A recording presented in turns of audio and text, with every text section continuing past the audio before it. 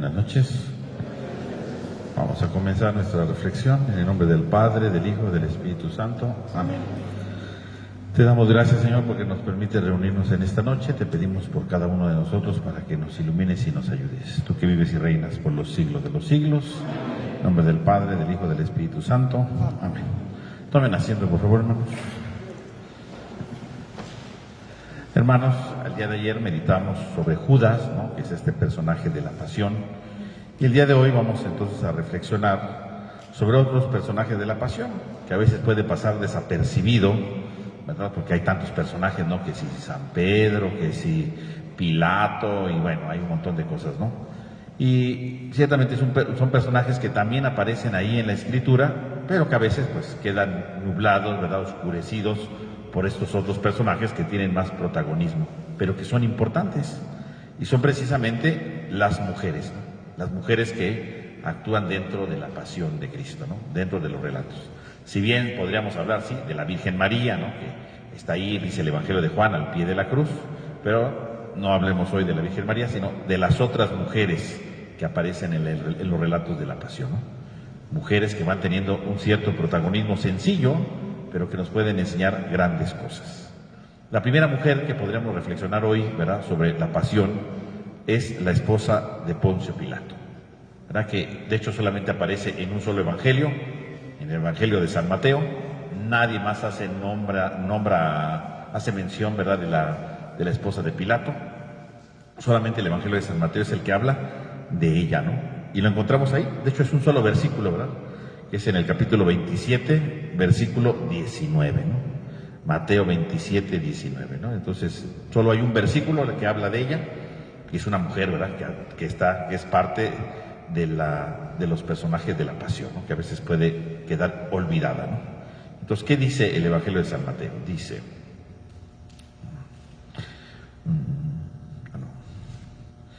Evangelio de San Mateo 27, 19, ¿no? Dijimos. Dice, bueno, está la situación ahí, ¿verdad?, de Pilato, ¿no?, que están ahí enjuiciándolo, ¿no? Es cuando Pilato dice, ¿a quién quieren que le suelte? ¿A Barrabás o a Jesús, llamado el Cristo? Puesto que sabía que le habían entregado por envidia, ¿no? Ahí está. Y en ese momento dice, mientras él estaba sentado en el tribunal, le mandó decir su mujer, no te metas con ese justo, porque hoy he sufrido mucho en sueños por su causa. Y ya, es todo, ¿no? Ahí termina todo, ¿no? No dice más cosas. Ahí termina la intervención de la esposa de Pilato, ¿no? Entonces, de manera fugaz, ¿verdad?, aparece la esposa de Pilato ahí en el relato, ¿no?, con una cosa muy sencillita, no te metas con ese hombre, ¿no?, porque he sufrido mucho en sueños por su causa. Y bueno, aquí presenta en primer lugar a la esposa de Pilato, dice su mujer, ¿no?, la mujer de Pilato. Ni siquiera, ¿verdad?, dicen el nombre, ni siquiera la nombra, ¿no? No dicen se llamaba tal, ¿no? La tradición posterior dice que era Claudia Prócula, pero en realidad el Evangelio de San Mateo no nombra el nombre de la esposa de Pilato, nada más dice su mujer, ¿no? Hasta ahí queda, ¿no? Por lo tanto, el texto enfatiza que es una mujer anónima, que es la esposa de Pilato, y por lo tanto es una mujer, podemos decir, pagana, ¿no?, extranjera. Pues sí, Pilato era romano, obviamente también ella, ¿verdad?, era extranjera, no era judía, ¿no? Y sin embargo, en este momento crítico decide ella tomar una iniciativa e intervenir en el juicio de Jesús, ¿no? Porque interrumpe el juicio, ¿no? Está ahí Pilato diciendo, ¿a quién le suelto? ¿A Barrabás o a Jesús? A ver, ¿a quién quiere que le suelte? Y en eso aparece un mensajero, porque ni siquiera va ella, ¿no?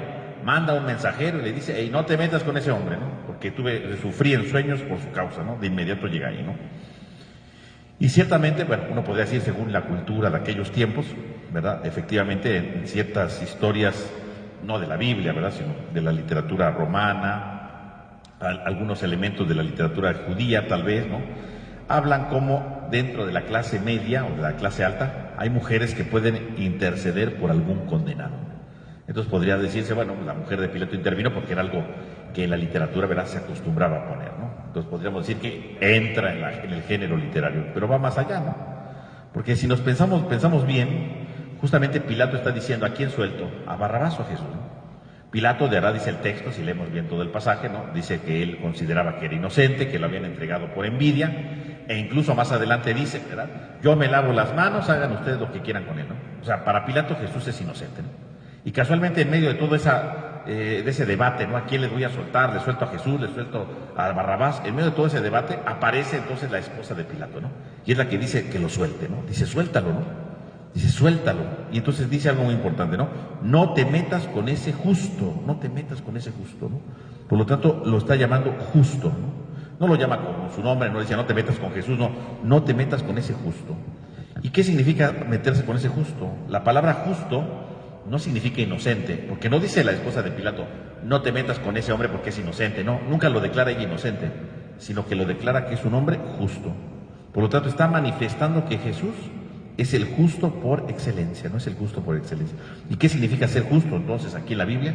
Justo significa que vive según el proyecto de Dios, ¿no? Que cumple la voluntad de Dios, que cumple lo que Dios quiere, ¿no?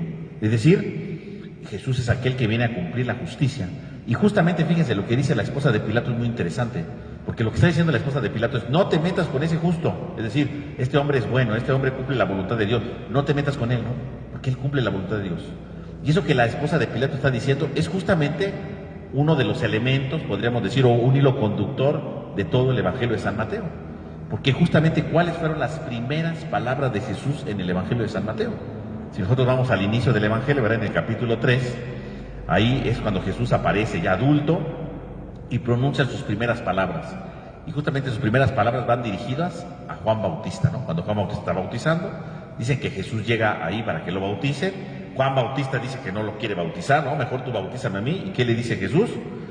Déjalo así ahora, porque conviene que cumplamos toda justicia. Dice Jesús, ¿no? Cumplamos toda justicia.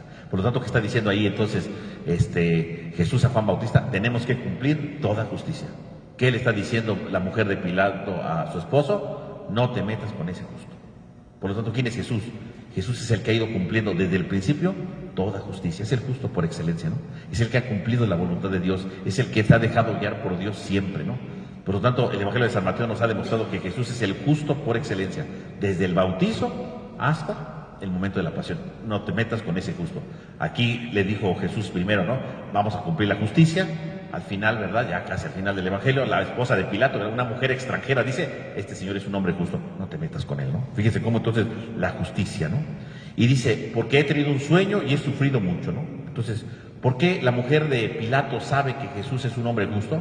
No porque lo conozca, no porque se lleva a cuartos con Jesús, no, porque tuvo un sueño, ¿no? Y aquí el tema de los sueños es muy importante. Si ustedes se dan cuenta, en el Evangelio de San Mateo, el sueño es algo muy importante, ¿no? Justamente al principio del Evangelio se habla mucho de los sueños, ¿no?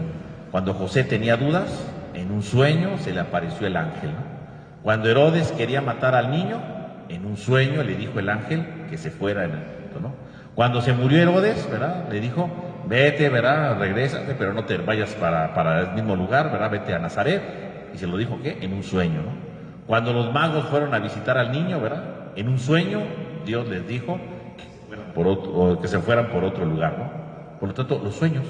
En el Evangelio de San Mateo, Dios habla por medio de sueños. Por lo tanto, cuando la mujer de Pilato dice, tuve un sueño, pues no se refiere solamente a que tuve una pesadilla o algo así, no. ¿Qué es lo que está diciendo? Dios me habló. Porque Dios, en el Evangelio de San Mateo, Dios habla a través de los sueños. Y entonces, quiere decir que Dios le habló a esta mujer por medio del sueño. Y esto es algo muy importante. ¿Por qué? Porque le está hablando justamente a una mujer extranjera. Así como le habló a los magos que eran extranjeros, ¿no? Para que se fueran por otro camino, ahora le habla a una mujer extranjera, ¿no? Y esta mujer que es extranjera, que es pagana, que no conoce como tal a Dios, ¿no? Sin embargo, percibe a Dios a través de un sueño, ¿no? Y podríamos decir precisamente que ahí es donde interviene Dios, ¿no? En medio de esa situación, en medio de esa circunstancia, ¿no? Dios interviene en la vida precisamente de esta mujer y ella lo descubre, ¿no? Y le invita a reflexionar, ¿no? Le invita a descubrir quién es Jesús, ¿no? Fíjese, le invita a ver que realmente Jesús está con ella, ¿no? Que Jesús es un hombre de Dios, es un hombre justo, que no se meta con él, ¿no? Que ella a través del sueño es sensible a lo que Dios le habla, ¿no? Qué curioso, ¿no? Ella que no conoce a Jesús, ni conoce a los judíos, no conoce nada de esto, descubre en el sueño la voluntad de Dios y dice, no te metas con ese hombre. Y luego dice, porque he sufrido mucho a causa de él. Y aquí la palabra he sufrido, ¿a qué se refiere sufrido? He sufrido no significa que fue un mal sueño, ¿verdad? Que se atormentó, despertó todo asustado, ay, soñé feo. No significa eso, ¿no? ¿A qué significa que sufre, no? Aquí la palabra sufrir se refiere a un sufrimiento real, ¿no? Angustia, ¿no? El sueño le provocó una angustia, ¿no? Pero ¿por qué está sufriendo? No porque Dios la esté castigando, porque hay quien luego lo ha interpretado como, claro, ella sufrió en el sueño porque Dios la castigó, ¿verdad? Y entonces dijo, ya, libéralo porque estoy sufriendo mucho. No, ¿por qué dice que sufre? Aquí el sufrimiento no es porque Dios la esté castigando, ¿verdad? Para que se sienta mal la esposa de Pilato, no. Significa que en el sueño ella ve a Jesús y cuando ve que Jesús está sufriendo, ella sufre con él, ¿no? Sufre al sentir impotencia por la injusticia que le están haciendo, ¿no? Sufre por ver que a Jesús lo están maltratando. Por lo tanto, en el sueño, ¿verdad? Descubre que ese Jesús que están enjuiciando ahorita es precisamente un justo, es un hombre justo. Y que por lo tanto sufre por ver cómo lo están lastimando. No lo deberían de lastimar, ¿no? Por eso dice que es sufrido. Entonces no es que ha sufrido porque tuvo pesadillas o algo así, no. Es sufrido, es sentí mal, me sentí impotente, me sentí incapaz de ayudarlo porque lo vi sufriendo, ¿no? Es un hombre justo, no te metas con él. Yo ya sufrí, ya vi el dolor que siente, yo no quiero sentir ese dolor. Libéralo, ¿no? O sea, en el fondo lo que lo está invitando a Pilato, ¿no? Libéralo, ¿no? He sufrido mucho por este hombre, ¿no? Por lo tanto, la mujer de Pilato, pues en el fondo, ¿verdad? Aunque no es judía, ¿verdad? Aunque ni siquiera conoce a Jesús, curiosamente apela a favor de Jesús, ¿no? Y casualmente es esta mujer la que lo descubre como justo, ¿no? Casualmente no lo descubre como justo las autoridades, ¿no? Se supone que los sumos sacerdotes, se supone que los escribas, los fariseos son los grandes conocedores de la justicia, ¿no? Porque son los que conocen a Dios, ¿no? Y casualmente ellos no conocen a Dios. La que conoce a Dios es una mujer extranjera, ¿no? Quiere decir que esta mujer ve mejor las cosas que los judíos, ¿no? Por lo tanto, el mensaje de la mujer refleja que aún viendo a alguien sensible, puede descubrir la voluntad de Dios. O sea, no necesitamos, ¿verdad? Es que tenían que ser judíos para ver la sensibilidad, no. Una mujer extranjera vio la sensibilidad, ¿verdad? Tuvo la sensibilidad de descubrir la justicia de Jesús. Esto en el fondo lo que dice el Evangelio de San Mateo es una denuncia, ¿no? Porque ¿qué es lo que está diciendo el Evangelio de San Mateo? Que un pagano es más coherente que un propio judío, ¿no? No descubrió a Jesús, ¿no? La envidia, ¿verdad? La cerrazón de los judíos, ¿verdad? Los llevó a ser incapaces de descubrir el proyecto de Dios en Jesús. No lo descubrieron. Mejor una mujer extranjera, ¿no? Y además aquí es algo muy importante. Decíamos que Poncio Pilato sabía que Jesús era inocente, ¿no? Se lavó las manos, él sabía que era inocente. Y luego aparece su mujer y dice, no te metas, ¿verdad? O sea, también ella en el fondo está reconociendo que Jesús no debe sufrir porque él no es culpable de nada, ¿no? Por lo tanto, hay dos testigos en ese momento en el juicio, ¿verdad?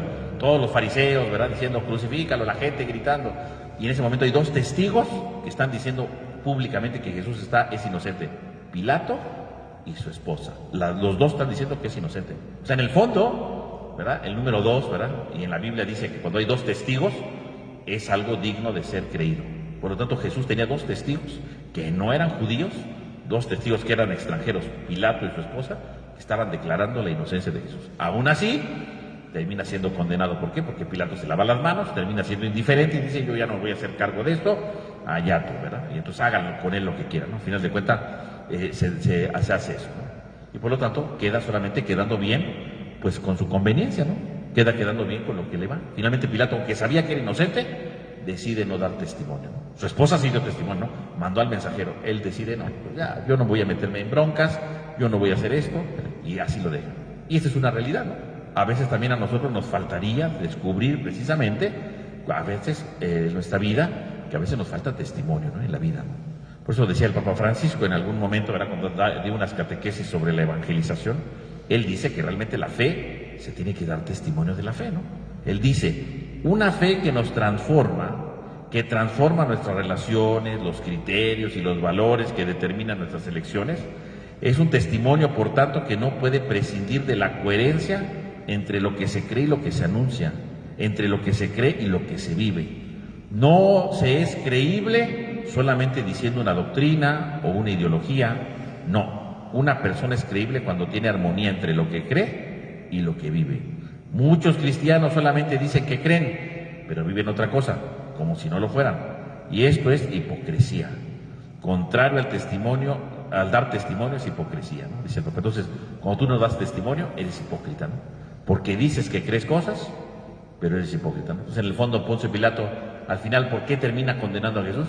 Aunque sabía que era inocente, Pues porque quiso quedar bien con las autoridades, ¿no? Digo, bueno, yo me lavo las manos, yo no me hago culpable, pero en el fondo es, pues hagan lo que ustedes quieran. No vivió la justicia, ¿no?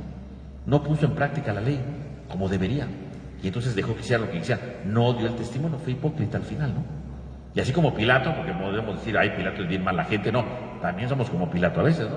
A veces como Pilato también nosotros nos lavamos las manos y decimos, yo no voy a meterme en esto, ¿verdad? Yo no voy a ayudar en esto, yo no voy a ser generoso en esto, ¿no?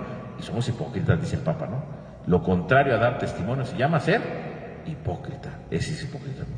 Cuando uno no da testimonio, se vuelve hipócrita. ¿Qué hizo Pilato aquí cuando al final se lavó las manos? Hipócrita. Pues sí, se lavó mucho las manos, pero el chiste no era lavarse las manos, el chiste es dar testimonio, ¿no? Si yo soy aquel que imparte justicia, si soy yo el que se supone que debo de hacer el bien, bueno, pues entonces yo tengo que hacer el bien de verdad, ¿no? Tengo que poner en marcha el bien auténticamente. Toca liberar a Jesús, hay que liberar, no, que hagan lo que quieran. Yo me lavo las manos, hipócrita, ¿no? Hipócrita. No quiso dar testimonio en ese momento. Y a veces también nosotros nos lavamos las manos y somos hipócritas, ¿no? No hacemos lo que nos toca, no hacemos lo que nos corresponde, ¿no? No hacemos lo que deberíamos hacer, ¿no? Nos volvemos hipócritas, ¿no? Entonces tenemos en primer lugar a la mujer de Pilato, ¿no? Ahí tenemos a la mujer de Pilato, que es la primera, ¿no? En segundo lugar, podemos ver otras mujeres que aparecen ahí, verán en el relato de la pasión, que son unas mujeres de Jerusalén, ¿no?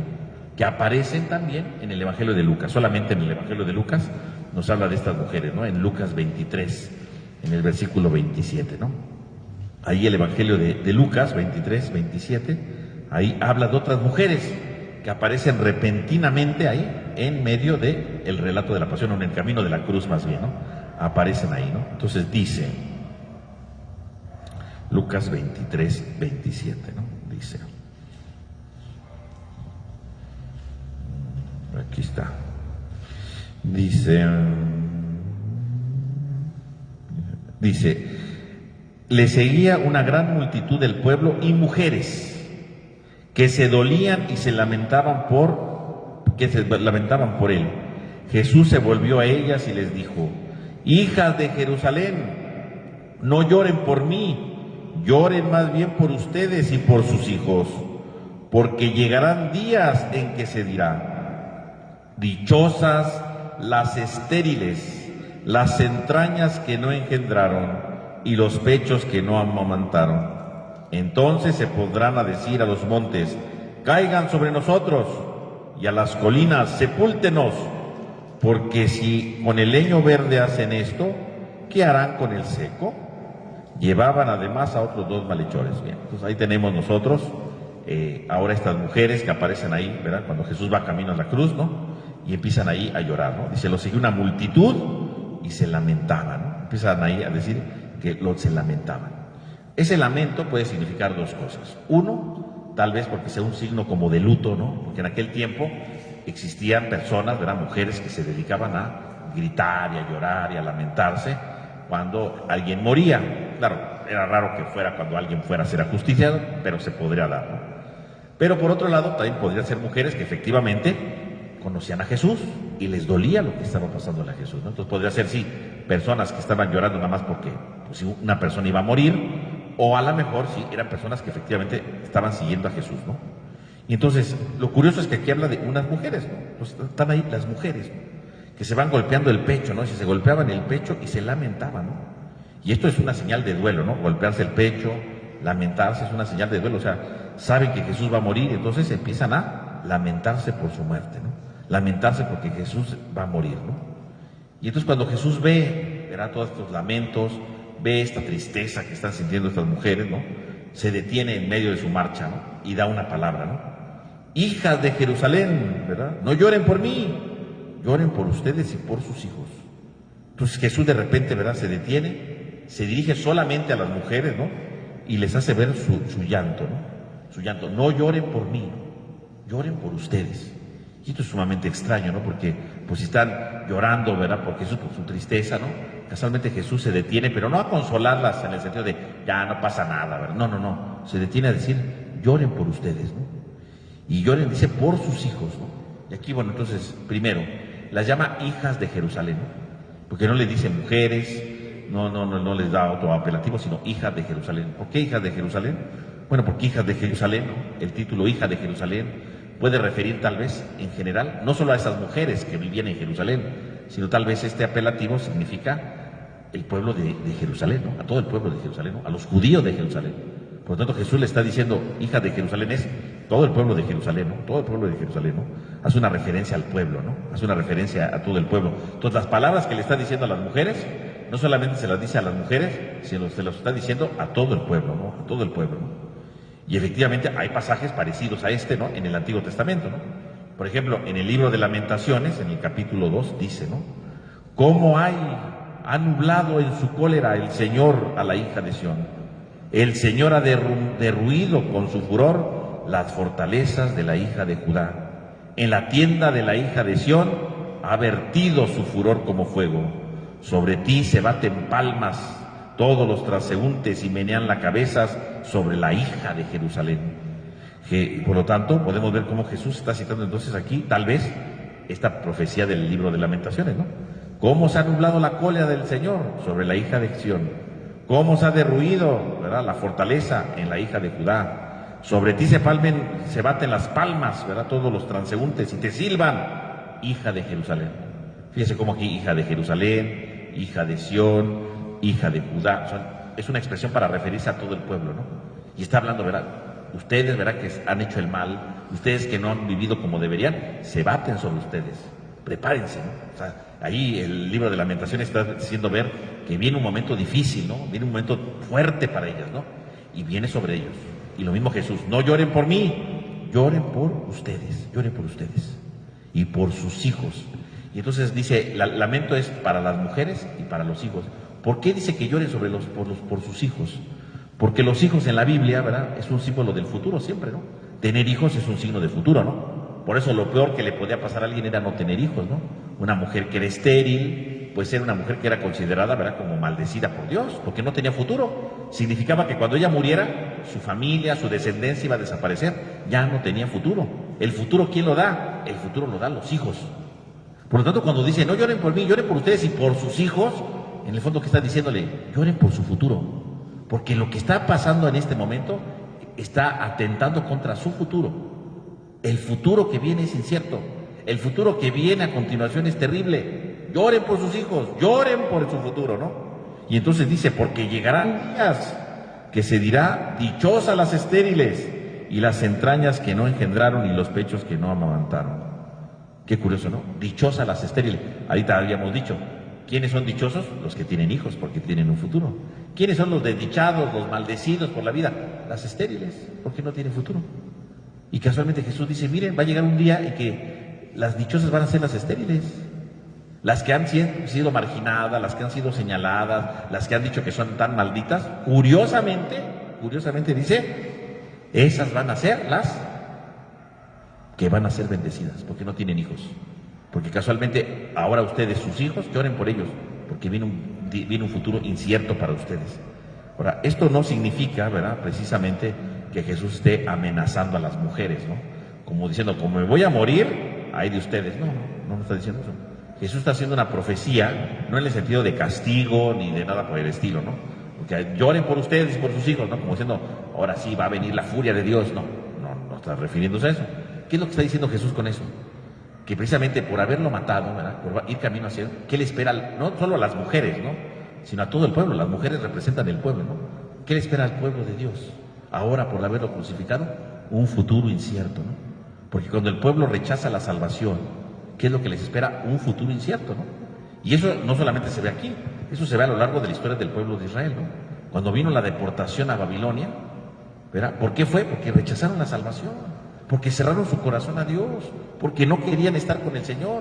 Y precisamente como no querían estar con el Señor, ¿qué es lo que pasó? Empezaron a tener un futuro incierto, ¿no?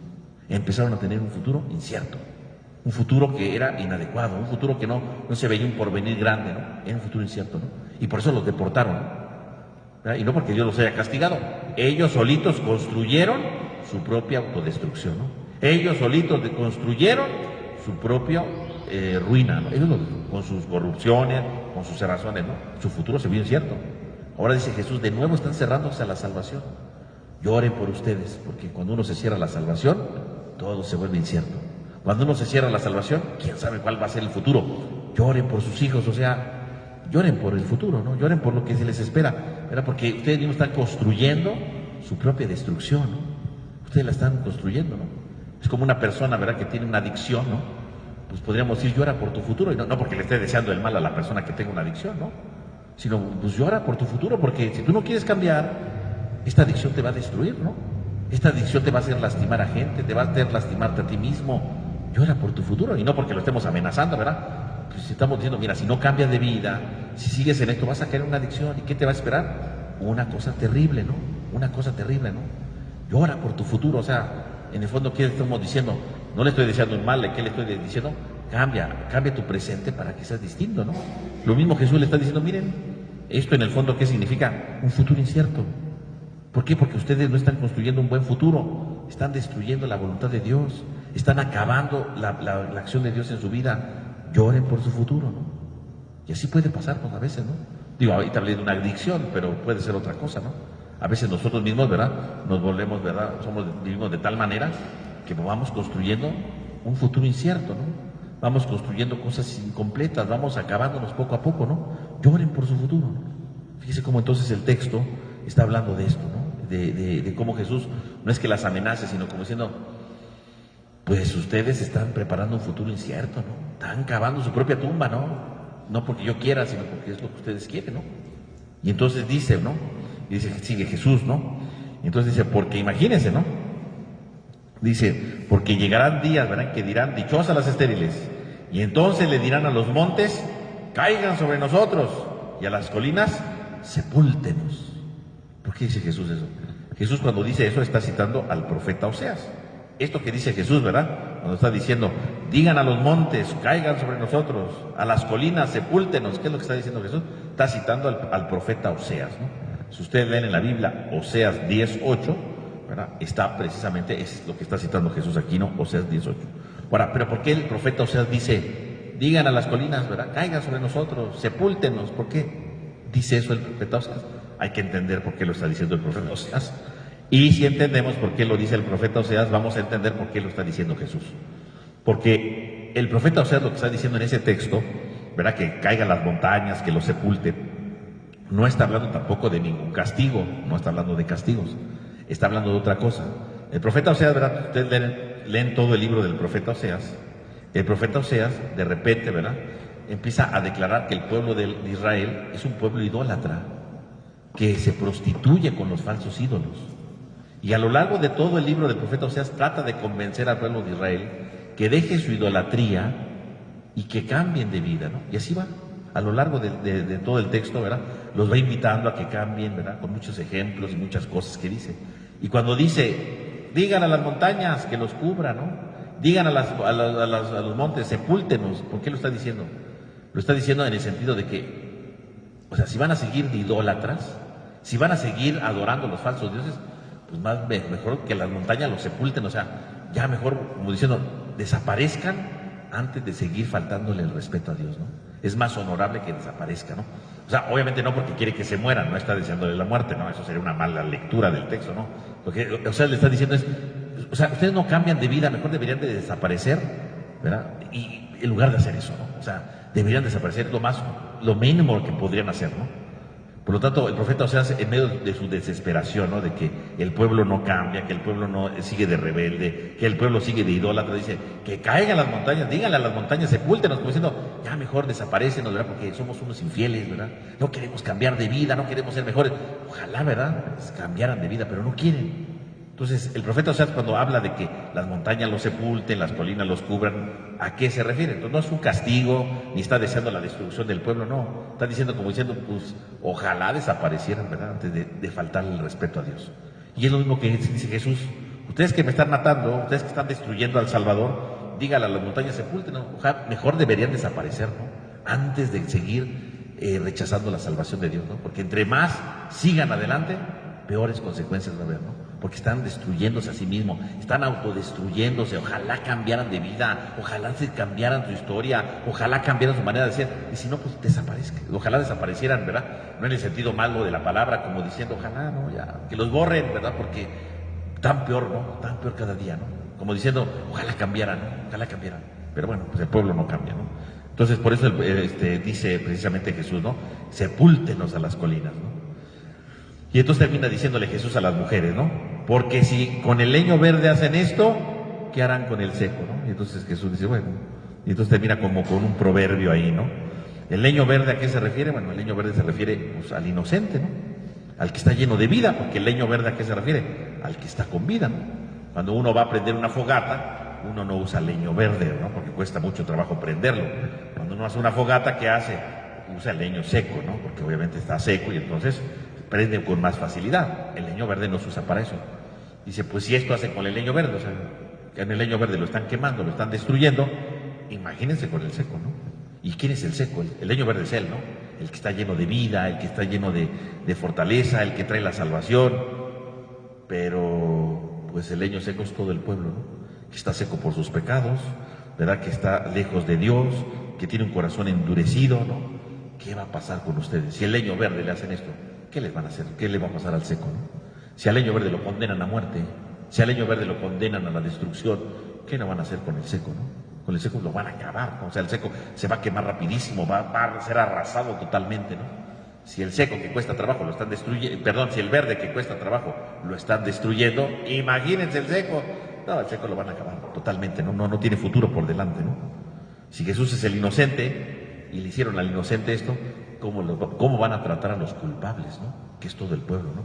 ¿Qué les espera, no? Fíjese, Jesús, por lo tanto, todas estas palabras, decimos, no son de amenaza, ¿no? Lo repito, no es de amenaza, es una exhortación a que se den cuenta de sus errores, que se den cuenta de sus fallas, y entonces, cambiando su vida, se vayan transformando, ¿no? O sea, esto no es una invitación a sentirse mal, sino a querer cambiar de vida, ¿no? O sea, tienen oportunidad de cambiar, ¿no? Ya me condenaron a muerte, tienen un futuro incierto, pero ahorita pueden cambiar de vida. O sea, que estas palabras no son de amenaza, son una invitación a la conversión, ¿no? Dense cuenta que esto que están haciendo, dense cuenta que ahorita que estoy siendo condenado a muerte, dense cuenta que ahorita que estoy a punto de ser destruido, dense cuenta que ahorita hay una oportunidad. El leño seco se puede salvar. Dense cuenta, ¿no? Es una invitación al cambio, ¿no? Por lo tanto, estas mujeres entonces reciben, pues no un consuelo específicamente de Jesús, sino más bien reciben una exhortación a que no se queden solamente con las lágrimas, sino que se comprometan a cambiar de vida, ¿no? Porque qué bueno que lloran por Jesús, pero esas lágrimas no van a salvarlas en el futuro, ¿no? Esas lágrimas, si no están cargadas de un compromiso, no están cargadas de una transformación de vida, no están iluminadas por una transformación en su corazón, no las van a salvar. Construyan un futuro distinto, construyan un futuro diferente, ¿verdad? Para que cambien su vida. Es una invitación a la conversión, ¿no? Entonces ahí tenemos las mujeres de Jerusalén, ¿no? Y finalmente tendríamos otras mujeres, ¿no? Que tendrían las mujeres que están al pie de la cruz, que casi no tienen nombre, ¿no? Los 4 evangelios hablan de mujeres que están en la cruz, ¿no? Fíjense, brevemente, ¿no? Así, dice Marcos 15, ¿no? Dice Marcos 15. Había también algunas mujeres mirando de lejos, entre las cuales estaba María Magdalena, María, madre de Jacob, de Santiago el Menor y de José, y Salomé, las cuales lo seguían y le servían cuando estaba en Galilea, y muchas otras que habían subido con él a Jerusalén, ¿no? Hay mujeres, ¿no? Y ahí da unos nombres: María Magdalena, María la madre de Santiago. Bueno. Luego, Mateo 27, estaban allí muchas mujeres mirando de lejos, las cuales habían seguido a Jesús desde Galilea, sirviéndole, entre las cuales estaba María Magdalena y María la madre de Santiago y de José y la madre de los hijos de Zebedeo, ¿verdad? Luego dice Lucas 23, mas todos sus conocidos y las mujeres que lo habían seguido desde Galilea estaban mirando las cosas desde lejos. Y el Evangelio de Juan dice, estaban en la cruz de Jesús su madre, la hermana de su madre, María, mujer de Cleofás, y María Magdalena. Entonces, todos los evangelios, los 4, hablan de que al pie de la cruz había mujeres. Ahora, ¿qué podemos decir de esas mujeres? Pues no sabemos exactamente qué pasaría ahí, ¿no? Pero ¿qué podemos decir de esas mujeres? Dice, ¿verdad? Raniero Cantalamessa, ¿verdad? Que fue el predicador del Papa, ¿no? Durante muchos años. Bueno, fue predicador de Juan Pablo II, del Papa Benedicto, del Papa Francisco, ¿no? Hasta que lo jubilaron el señor, ¿verdad? Tiene más de 90 años, entonces, bueno, lo jubilaron, ¿no? Y él tiene una reflexión, ¿verdad? Cuando habla un poco sobre las mujeres, y él dice, este hecho está comprobado y es extraordinario como para pasar por encima de él apresuradamente, ¿no? El de las mujeres, ¿no? Las llamamos con cierta condescendencia diciéndoles mujeres piadosas, pero son más que mujeres piadosas. Son sobre todo madres coraje, porque estas mujeres desafiaron el peligro que existía en mostrarse tan abiertamente a favor de un condenado, que había sido condenado a muerte. Jesús había dicho: dichoso el que no se escandalice de mí. Pues bien, estas mujeres son las únicas que no se escandalizaron de él. Entonces aquí dice Rayero Cantalamesa, ¿quiénes son estas mujeres? Valientes. No solamente son piadosas, son mujeres valientes. Y estas mujeres valientes, ¿por qué son valientes? Porque no se escandalizaron de Jesús. Los apóstoles sí, huyeron. En cambio, estas mujeres estaban ahí al pie de la cruz. ¿Por qué? Porque eran mujeres valientes, ¿no? Ahora, de esto, ¿qué podríamos decir de estos textos que yo leí ahorita brevemente? Primero dice, había muchas mujeres. Y esto es muy interesante, ¿no? Muchas, dice el Evangelio de Mateo, había muchas mujeres. La palabra es muchas, ¿no? O sea, que no eran un grupito chiquito. Cuando dice muchas, está diciendo que había muchas mujeres. Porque si hubiera sido 2 o 3, hubiera dicho, había un par de mujeres. No, había muchas mujeres. Eso quiere decir que entonces se está destacando que no era un pequeñito grupo, era un grupo grande, ¿no? Un grupo grande que estaba al pie de la cruz, ¿no? Había muchas mujeres, ¿no? Segundo lugar, ¿no? Los textos, ¿verdad? De los evangelios dicen, ¿no? Las cuales le seguían y le servían, las cuales habían seguido a Jesús. Por lo tanto, las 3 mujeres, los 2 evangelios de Mateo y Lucas, Mateo y Marcos dicen que estas mujeres lo seguían. Y cuando están usando aquí la palabra seguir, el verbo seguir, es el mismo verbo que usaba para los apóstoles, ¿no? Síganme y los haré pescadores de hombres, ¿no? Seguirlo. ¿Qué significa seguir? Ser discípulo. Por lo tanto, cuando el Evangelio dice que estas mujeres seguían a Jesús, está diciendo que estas mujeres eran verdaderas discípulas. El Evangelio no está diciendo que eran discípulas, pero al decir que lo seguían, significa que estas mujeres son discípulas. Entonces son muchas, no es un grupito. Segundo, seguían a Jesús, por lo tanto son discípulas, tomaron una decisión. Y fíjense, cuando dice las que lo habían seguido, esto es muy importante, porque cuando dice lo habían seguido, ¿qué significa? Que tomaron la decisión de seguirlo, no ahorita en este momento, tomaron la decisión de seguirlo desde el pasado, y esa decisión seguía firme, no como la de los apóstoles, ¿no? O sea, la decisión que tomaron en el pasado seguía firme en el presente. Eso significa lo habían seguido, ¿no? Lo habían seguido. En español pues no es igual, ¿verdad? Pero bueno, es lo que da a entender, ¿no? Significa que ellas lo siguieron incluso hasta la cruz, ¿no? Y luego viene una cosa muy importante. Dice que todas las mujeres estaban viendo, ¿no? Dice, algunas mujeres mirando de lejos, ¿no? Dice el Evangelio de Marcos. El Evangelio de Mateo dice, muchas mujeres estaban mirando de lejos. Y el Evangelio de Lucas dice, todos los conocidos y las mujeres que lo habían seguido estaban mirando de lejos. La palabra mirar, el verbo mirar más bien, ¿no? Miraban de lejos. Y aquí es algo muy importante, porque esto pues en español no se nota. Pero obviamente, verá, como a veces les digo, ¿no? ¿En qué lengua se escribió el Evangelio? En griego. Y en griego existen 3 palabras para decir mirar. O sea que hay diferentes maneras de ver las cosas. No se ven igual.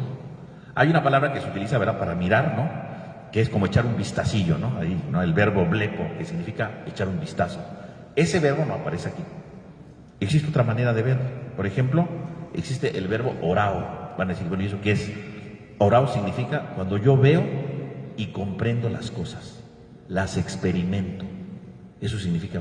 Y justamente cuando San Lucas dice que las mujeres y todos los demás lo veían de lejos, no significa que solamente estaban echando un vistazo diciendo, ay, creo que Jesús se murió. No, estaban experimentando lo que Jesús tenía. O sea, lo veían y lo experimentaban. Era parte de su vida. O sea, entonces cuando dice, lo veían de lejos, no significa entonces que estaban viéndolo ya, diciendo, ay, pobrecillo. No, lo veían y lo experimentaban. Sentían lo que Jesús estaba sintiendo. No nada más es de ver, es de sentir. O sea, si lo tradujéramos literalmente, diría, y lo veían y experimentaban y daban testimonio desde lejos. Por lo tanto, el Evangelio de Lucas, cuando dice que las mujeres veían de lejos, entonces no está diciendo solamente que lo veían así como escondiditas, no, significa que estaban sintiendo lo que Jesús sentía. Porque un discípulo no nada más se queda viendo las cosas, experimenta las cosas. Si está Jesús en la cruz, no solamente ven que Jesús está crucificado, están experimentando las cosas, están experimentando lo que Jesús está viviendo. Por lo tanto, que las mujeres miren de lejos, ¿qué quiere decir? Que están experimentando eso. Por lo tanto, ¿quién es el discípulo? Según estas mujeres que están ahí, no solamente las que ven, sino las que experimentan eso. Es como cuando nosotros, ¿verdad?, podemos ver a lo mejor alguna cosa, ¿verdad?, y nos llenamos de ternura y decimos, ay, qué bonito, ¿no? No solamente lo vi, yo sentí eso y digo, mira qué bonito. O al revés, no veo algo y digo, quiero, qué triste, ¿no? Y me siento mal porque esto que estoy viendo es muy triste, ¿no? Entonces no solamente lo vi y lo experimenté. Igual esas mujeres lo vieron y lo experimentaban. Daban testimonio de la cruz, sentían el misterio de la cruz en su vida, ¿no? Es lo que está diciendo. Pero existe otro verbo, aparte de ese, que es el verbo teoreo, que es el verbo que aparece en el Evangelio de Mateo y de Lucas, perdón, de Mateo y de Marcos. ¿Y qué significa teoreo? Teoreo significa cuando yo veo un evento, ¿verdad?, y lo contemplo con atención, ¿no? Lo estudio, lo profundizo, lo interiorizo y voy sacando consecuencias de eso. Por lo tanto, el Evangelio de Mateo y de Marcos dice, las mujeres miraban, o sea, profundizaban en eso, ¿no? Trataban de entender el sentido de todo, ¿no? Trataban de comprenderlo todo. Eso es lo que significa teoreo. Lo veían y ellas profundizaban en eso. No solamente se quedaron viendo la cruz de lejos, no. Veían cómo Jesús estaba muriendo en la cruz y lo trataban de comprender, ¿no? Tratando de saber por qué Jesús precisamente estaba viviendo eso, ¿no? Trataban de ver el sentido de la cruz, ¿no? Fíjese cómo entonces las mujeres están mirando desde dos puntos de vista, ¿no? Entonces, no nada más estaban viendo lo que pasaba, no son chismosas, no. Están viendo, unas, dice San Lucas, estaban experimentando lo que vivía, sentían a Jesús. Y por otro lado, dice San Mateo y San Marcos, trataban de entender, de profundizar. O sea, no se quedaron con lo superficial. Y yo creo que la Semana Santa, pues, es contemplar la cruz de Jesús, pero no contemplarla de manera superficial, ¿no? No contemplarla de manera pasajera, ¿verdad? Ya, pues ya está la cruz, ¿no? Porque a veces ya nos acostumbramos a la cruz. No, la Semana Santa sería igual que estas mujeres, contemplar, sentir lo que Jesús sentía, emocionarnos con Jesús, profundizar en Jesús, adentrarnos en el misterio de Jesús, adentrarnos en lo más hondo de Jesús, ver como estas mujeres la cruz. Yo creo que estas mujeres son un gran ejemplo de vida, ¿verdad?, para la Semana Santa, ¿no? Que, como digo, son personajes como muy secundarios, pero tienen una gran tarea. Miraban la cruz, la sentían, la profundizaban, la entendían. Y yo creo que eso tendríamos que hacer nosotros en Semana Santa, ¿no? Experimentar, sentir precisamente el misterio de la cruz, ¿no? Decía el Papa Francisco, ¿no?, sobre la cruz, justamente, ¿no?, haciendo eco de esto que estoy diciendo, ¿no? Dice, la cruz es el signo de los cristianos, es el símbolo de todos los cristianos, y nosotros hacemos la señal de la cruz, pero no siempre la hacemos bien. A veces la hacemos así, pero no tenemos fe en la cruz. La cruz, además, para algunas personas es un distintivo de pertenencia. Sí, yo llevo la cruz para hacer ver que soy cristiano, y está bien, pero no solamente la cruz es un distintivo, como si fuera un equipo. El distintivo de un equipo no es la cruz. La cruz es memoria de aquel que se ha hecho pecado para que venciera al diablo, a la serpiente, y se ha bajado para aniquilarse totalmente. Otros podrían llevar la cruz como un ornamento, ¿no? Llevan cruces con piedras preciosas para hacerse ver, ¿no? Dios le dijo a Moisés, quien mire a la serpiente quedará sanado. Cuando el Hijo del Hombre se ha levantado, sabrán que yo soy. En resumen, quien mira la cruz así con fe, morirá en sus propios pecados. La cruz no es para hacer ornamento, dice, morirán en sus pecados. Por lo tanto, hoy la Iglesia nos propone un diálogo con el misterio de la cruz, con este Dios que se ha hecho pecado por amor, por mí y por cada uno de nosotros. Así, por lo tanto, hoy tendremos que reflexionar cómo llevo yo la cruz. ¿La llevo como un recuerdo? Cuando hago la señal de la cruz, ¿soy consciente de lo que hago?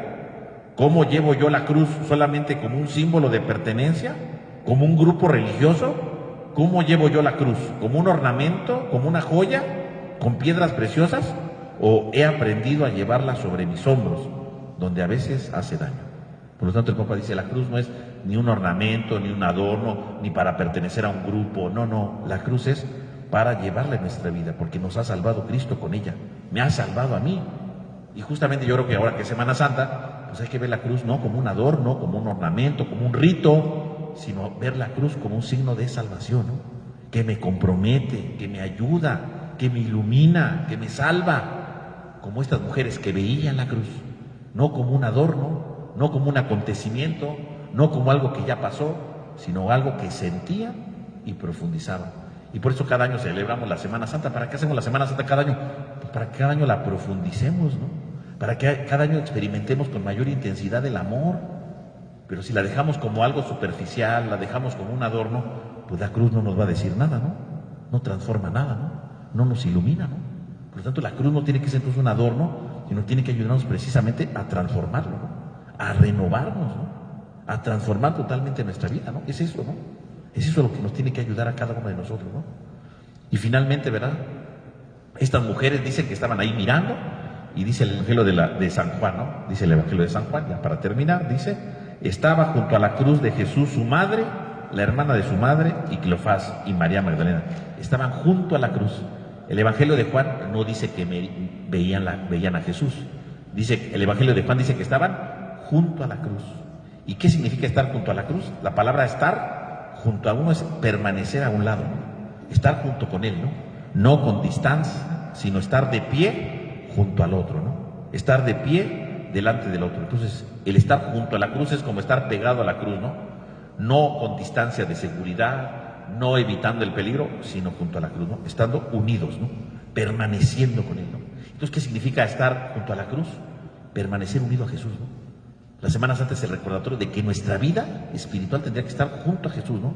Unido con él, siempre. No nada más cuando me va bien, cuando Dios me hace un milagro, no. Cuando Dios está en la cruz, estar con él, ¿no? Junto con el Señor, comprometiéndome con él, ¿no? Transformándome con él, renovándome con él, ¿no? Eso es lo importante, ¿no? Vean cómo estas mujeres en la cruz a veces, pues ahí las decimos siempre en el Evangelio y pasan desapercibidas, pero todos los verbos que utilizan son muy bellos porque nos hablan de su compromiso, el amor a la cruz, ¿no? Junto con él, mirando, viviendo, sintiendo, ¿no? Siguiendo a Jesús, eran discípulas, ¿no? Había muchas. Vean cómo todo, estos dos versículos que son tan pequeñitos, todo lo que nos dicen y cómo vivían la pasión, cómo vivieron el misterio de la cruz, y que nos invitaría a ser como ellas, ¿no? A vivir el misterio de la cruz, a vivir el misterio de la pasión, a transformar nuestra vida, ¿no? Termino con una palabra de nuevo del Raniero Cantalamessa.